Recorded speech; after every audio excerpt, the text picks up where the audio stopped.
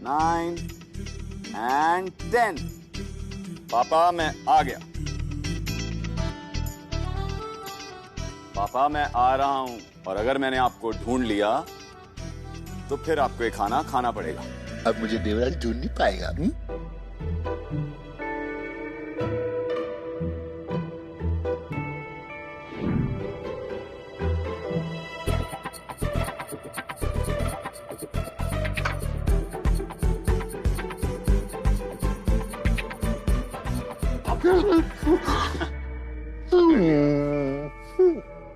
आइए ध्यान से। अब तो मैंने आपको पकड़ लिया, अब छुपने की बारी मेरी। नहीं, मुझे एक बार और छुपना है। ओके ठीक है, एक बार आपको और ढूंढूंगा, लेकिन मेरी एक शर्त है, उससे पहले आपको खाना खाना पड़ेगा। खाना? आइए आइए, यहाँ बैठिए। वैसे पापा, मुझे किसी ने बताया कि आपको छुपन छुपाई खेलना बहुत पसंद है। मुझे बहुत पसंद है। किसने बताया तुमको? गैस कीजिए। गजवर्धन ने? नहीं। तो उग्रा ने? बिल्कुल भी नहीं। नहीं। फिर किसने बताया? कृष्णा ने। पापा मुझे नहीं आना, मुझे खेलना भी नहीं है तुम्हारे साथ। तुम बहुत गंदे हो, तुम गंदे हो। तुम्हें बस माना चाहिए उसका नाम लेने का। मुझे नहीं खेलना तुम्हारे साथ। नहीं खेलना। अच्छा पापा, relax. Okay, I am really sorry. वो दरअसल कृष्णा ने मुझे ये बात बताई थी, इसलिए मैं आपको बता रहा हूँ। अच्छा चलिए। मुझे नहीं खाना। पापा खाना तो खा लीजिए। मैं नहीं खाऊंगा, नहीं खाऊंगा मैं। पापा प्लीज खा लीजिए, प्लीज। ठीक है, मैं खाना खाऊंगा, लेकिन तुम्हें भी एक कसम खानी होगी। क्या? आज के बाद तुम उस गंदी लड़की कृषा का मेरे सामने कभी नाम नहीं लो। और अगर तुमने नाम लिया ना, मैं कभी खाना नहीं खाऊंगा। कसम खाओ।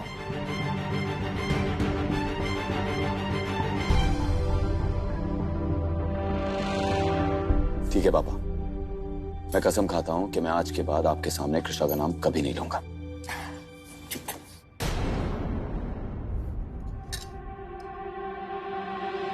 अच्छा हुआ मेरी देवराज से शादी नहीं हुई, वरना मेरी आधी जिंदगी इस बुढ़े को संभालने में लग जाती और बाकी की आधी इसमें कि कहीं इसकी याददाश्त वापस ना आ जाए। जो होता है वामिका अच्छे के लिए ही होता है। और जानती हो सबसे अच्छा क्या हुआ है? कि वो कृषा इस महल में है ही नहीं। बस अब इस बाप बेटे का ना हम काम तमाम कर दे, और वो भी एक दूसरे के आमने सामने। लेकिन बुढ़े को मारने से पहले उसकी जायदाद भी तो अपने नाम करनी है ना। बुढ़े से ज्यादा जरूरी तो उसका पैसा है हमारे लिए।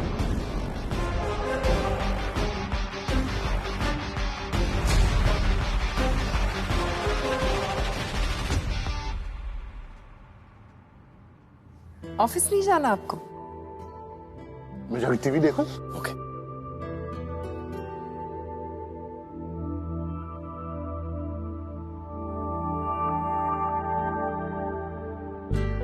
इतनी देर हो गई, आपने कपड़े भी नहीं बदले। ऑफिस कब जाएंगे? जया माँ, मैं ऑफिस कैसे जा सकता हूँ? पापा का ख्याल रखने के लिए कोई भी नहीं, कृषा भी नहीं है, और आपको भी बाहर कितने काम रहते हैं। ऐसे में 24 घंटे पापा के पास कोई तो रहना चाहिए ना। आप जानते हैं आपके पिताजी को सबसे ज्यादा दुख कब होगा? जब उन्हें ये पता चलेगा कि उनके बेटे ने अपनी जिंदगी उनकी वजह से नहीं जी। देवघर में कितने सारे लोग हैं, उग्रा है, मीनाक्षी है, कोई भी देख लेगा महाराज को। मुझे दोनों पर भरोसा नहीं है जया माँ। क्यों? ऐसे क्यों?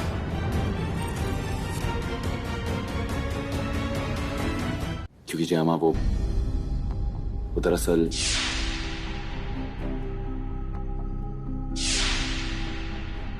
हमारे सैंपल भी ले लेते। जया माँ, ये क्या कह रही हैं? मैं सपने में भी ऐसा नहीं सोच सकता।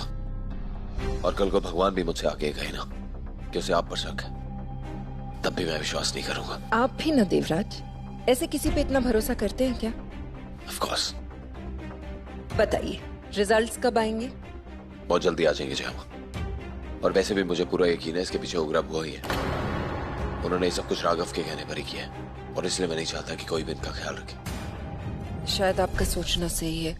अब इस प्रॉब्लम का सलूशन तो है हमारे पास। हम ऐसा करते हैं कि अखबार में एक ऐड डाल देते हैं कि महाराज जी के लिए हमें एक अच्छी केयरटेकर की जरूरत है। कोई ना कोई तो मिल ही जाएगा। ठीक है जयामा, आप ढूंढ लीजिए किसी को। मैं कृष्णा के पास जाता हूँ।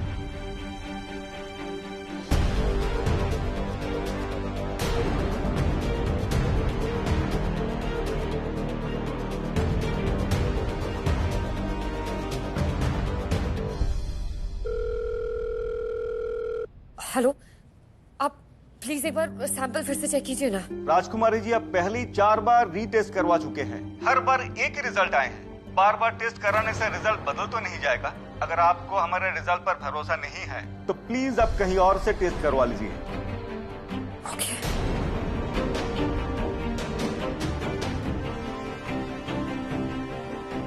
ये कैसे हो सकता है?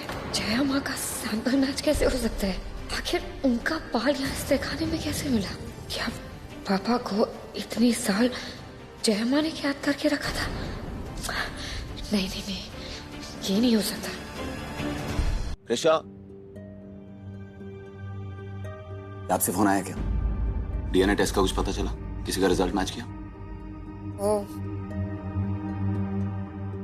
धीरज सर, गलती से ना हमसे जया माँ का सैंपल भी लैब में चला गया था। हम भेजना नहीं चाहते थे लेकिन वो गलती से चला गया और पता नहीं कि... ऋषा, अनजाने में चला गया। कोई बात नहीं, कौन सा सैंपल मैच करेगा? सैंपल मैच हो गया। क्या कह रही हैं आप?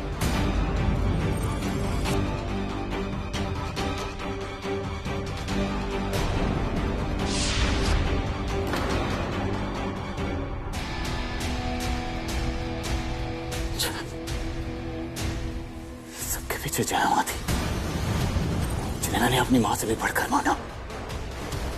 उन्होंने मुझे धोखा दिया। इतने साल मेरे पापा को मुझसे दूर रखने वाली और कोई नहीं, बल्कि जया माँ थी।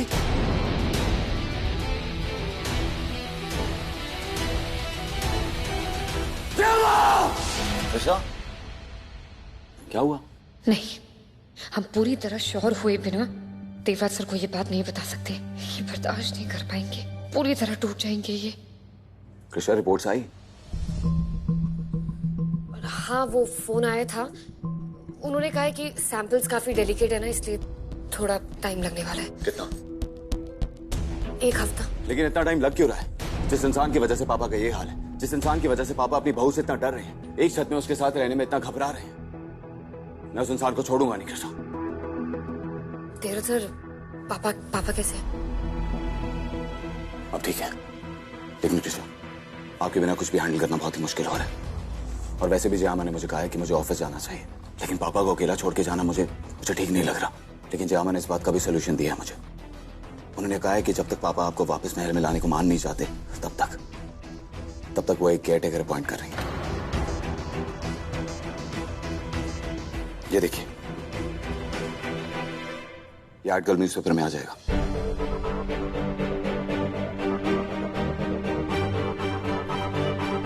ऋषा, आप और जया माँ हैं जिन पर मैं विश्वास कर सकता हूँ। आंख बंद करके आप दोनों के एडवाइस पर भरोसा कर सकता हूँ मैं। आप दोनों पर खुद से ज्यादा भरोसा है मुझे।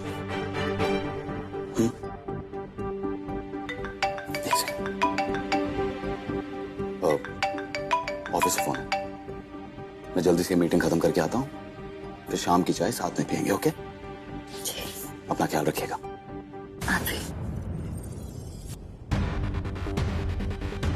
हमें माफ कर दीजिएगा देवराज सर, हमने आपको सच नहीं बताया, लेकिन सच बताते भी तो कैसे बताते।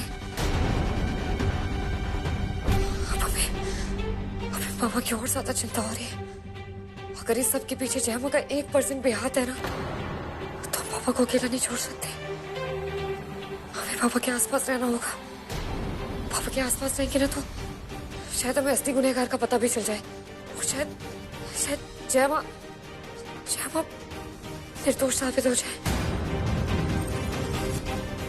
लेकिन अब महल में जाए भी तो कैसे जाए?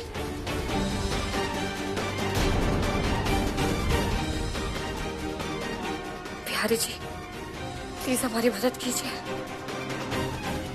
प्लीज।